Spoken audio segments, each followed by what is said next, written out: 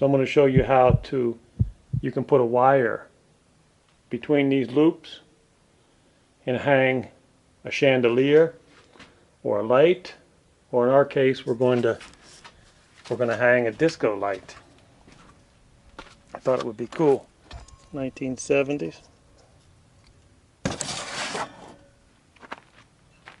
See, as you can tell, we scrounged all this material up. So first of all, we're going to hang the wire across. Now you could use something like this and take a pair of pliers, and if you cut it with the bolt cutters and then use pliers and bend it, this would be strong enough to go across there. And we might do that later. You could even go something like that. I mean, we're talking about scrounged up materials here. You could even use something like this, but that's going to be a little bit too difficult for now. I actually found this thing laying around. I think we're going to use this, but we're going to put it across the loop, from loop to loop, and it's going to be hanging in the middle of the shipping container, and we're going to go ahead and put the disco light on there. So let's get started. This end here won't go through there, so we're going to take the small end and take the small end and go through here. Now remember, you can use any wire you like. The idea is to find cheap wire that somebody's thrown away and you scrounge. This is how you're going to survive the coming collapse of the dollar.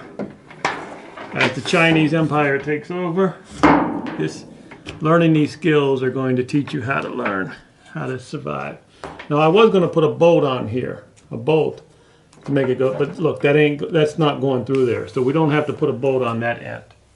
Now we're just going to put this end over to that loop. All we do is take this end, put it through that loop, and we're going to use a bolt in one of these. Okay, let's do it. Okay, as you can see, we've got the cable hanging across there. It's a little long. Our cable's a little long, so what we're going to do is send it over here, loop it through this one. But first, what we want to do is loop it through here twice before we go over that end. Okay. We have the cable going across. We've looped the wire through there. Since it's a little long. Now if you were using just any wire, you could tie it here, tie a knot in here. You tie a knot over there, tie a knot here. But this cable's a little longer. We're gonna stretch it over to this side. Loop it in there. Almost. Loop it. There you go. Get through there. A tight squeeze. Okay. Tight squeeze. Now perfect. This is where this thing comes into handy. Now we're going to put this in there to prevent it from coming out. Okay, so all we did was put the bolt through the loop. Put the bolt through there. Put this little thing on there. Doesn't even really have to be tight. The reason why this is on here, I'll show you in a second. Once you get that on there, see this thing's not coming through. This wire could slip through your shipping container loop. This wire is small, but the wire has a hole on it. You put the bolt on there. This thing is not coming through the loop. It's too big. So it's just a safety precaution. Again, if you were using another type of wire, you just tie a knot here. We made it work. Now we're going to hang our disco light on there. So we're ready to hang it.